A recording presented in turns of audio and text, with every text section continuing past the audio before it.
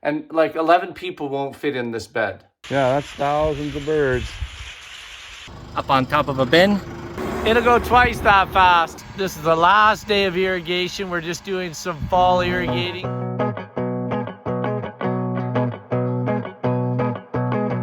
So today we're reorganizing this section up here. It was full of all random kinds of these things, which we've just moved over to there because we're going to organize them there on the top shelf and get them all labeled. We're going to sweep and clean that off, and we're going to get some more Milwaukee tool holders, stick it up there, so then that whole section is just beautiful, and then that whole section must go. Not cool. Alrighty, so it's starting to come together, start to get organized. Darren's cutting those pieces of wood there. Then I'm thinking I'm going to put some wood slats, just some thin ones, in between each of these different sections, and then we're going to put labels all the way down. But then we're going to have everything beautifully organized. We've got antifreeze, got DEF, winterizer, some different oils there. We've got some more oils up there. So, whoa, my arm's in the way. Grease, and WD-40s, ether, all that kind of stuff. So we may mix some of these and shift things over, so we're gonna need more room for oil, but it's coming together. Pretty exciting. Okay, so we're in the hayfield. We got a brand new header for this Macdon, and he's cutting it, and he's going super fast. Well, it'll go twice that fast, but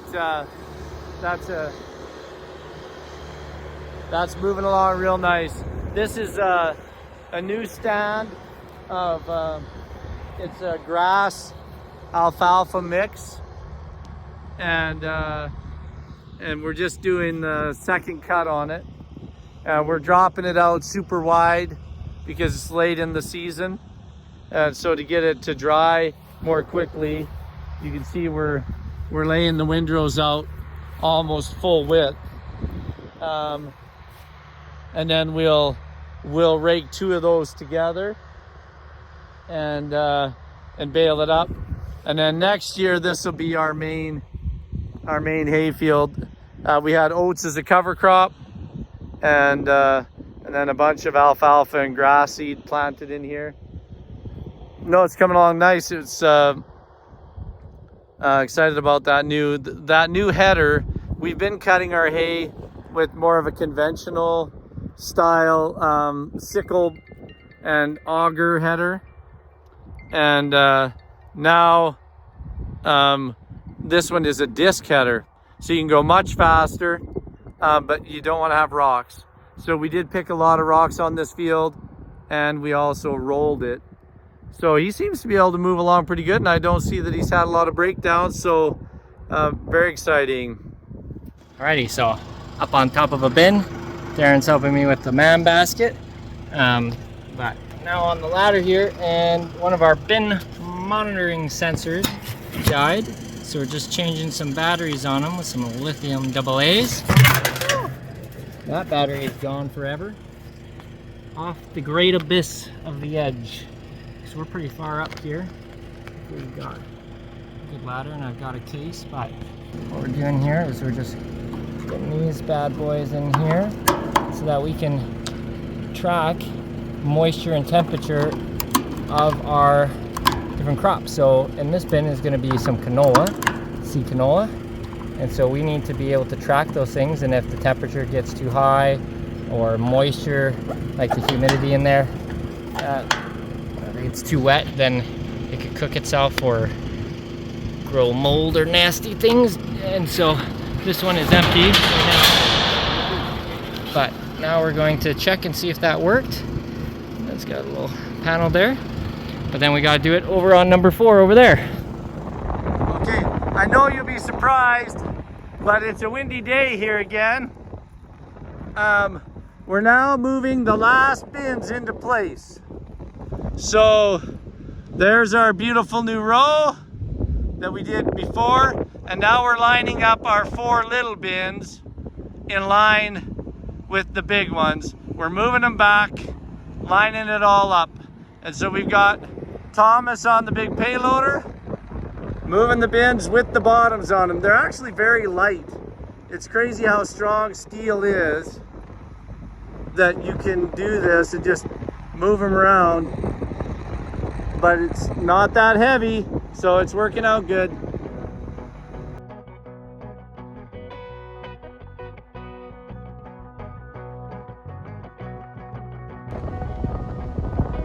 That is stinking awesome. We've got those 4 bins now in line. We got to decide what we're doing with those little teeny guys at the end yet. And we'll probably move at least the 3 littlest ones there. Anyway, very good. Nice to be able to have a good crew and get that done. Now we can fill it with seed alfalfa and finish filling these other ones with canola. We probably weren't the first people to ever think of using a big tire tube, but it's working good. We moved to bin number 7. Hey everybody, quick Leafcutter Bee Fact.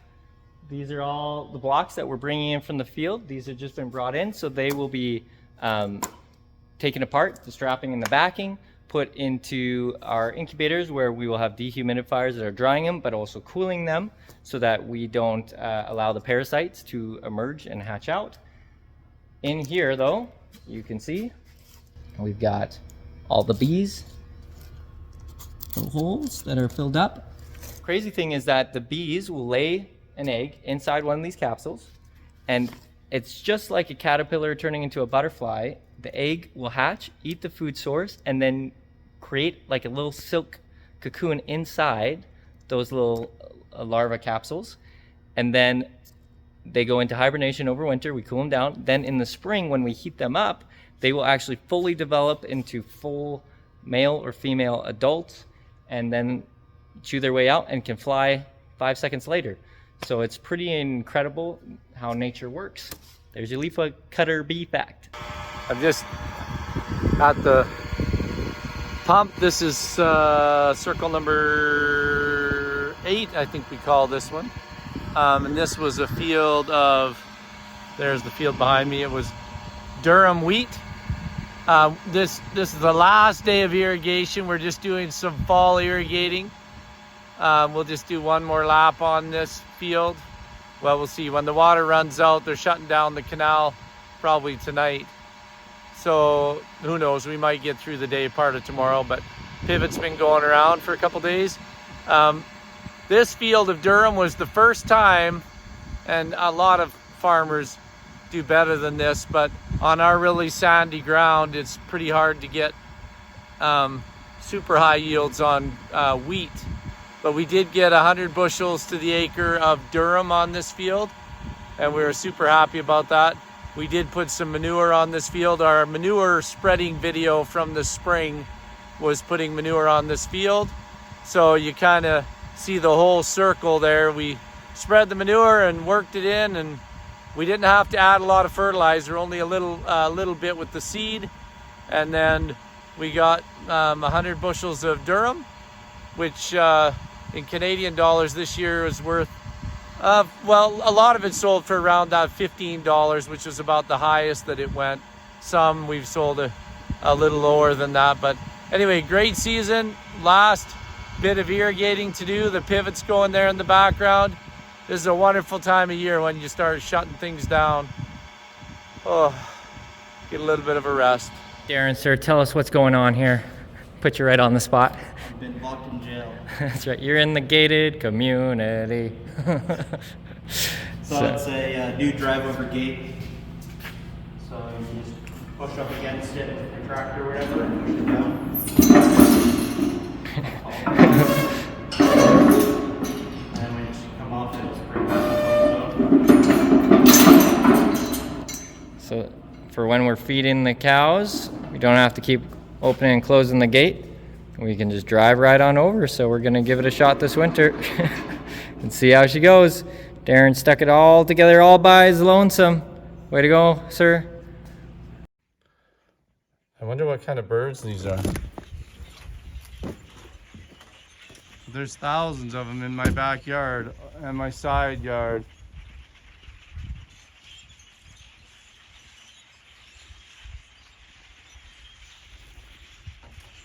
I wonder what their deal is. Yeah, they're all over in the yard. Huh. Could they be starlings? They're kind of noisy. Squawky kind of noisy, not pretty kind of noisy.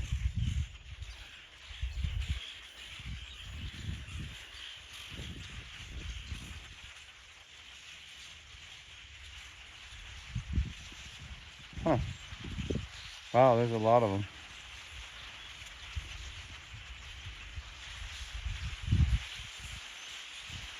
What you guys after? What you doing?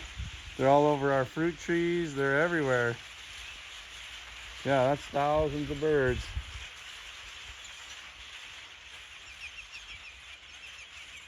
I think Benj likes, there's an old horror movie. I don't like horror movies, but something, I think it's called Birds or something. A long time ago, where this would be an old movie, but yeah, it's almost like that number of birds. All right, I often think of things too late, but Tammy's out of town, and my Uncle Kevin is coming into town. He's going to be staying with me for a couple days. We have meetings that we need to go to related to our precast concrete business, Grand Forks Concrete. So he and I will be going to meetings and staying here at the house for a couple of nights. And then we fly to Michigan to look at some concrete forms, big casting tables. So I was just kind of straightening up the house because my grandkids were here the other night. Tinsley, Tevany, Tolson, Tembert. Anyway, we had a great time. But there were pillows and blankets everywhere. So then as I'm trying to put the pillows back on the couch, there's just something impossible about putting so many pillows on a couch that you cannot possibly sit on the couch. And so there's still, I don't know, what is there? There's 5 there. So there's 7 pillows, extra pillows on this couch. And I removed at least that many more. I jammed them all in piles and stuff in here. And then there's the guest bedroom issue. And so I needed to put clean sheets on the bed for Uncle Kevin. And there's so many pillows that you even thinking about climbing onto that bed. So I've taken 5 pillows off, and there's still 6 pillows on there. So there was 11 pillows total. And like 11 people won't fit in this bed. I promise you, 11 people would be very crowded. It is a king size bed, but 11 people, no way. So I put all the extra pillows in the closet just so that my uncle can feel like he can actually sleep in this bed. I don't understand.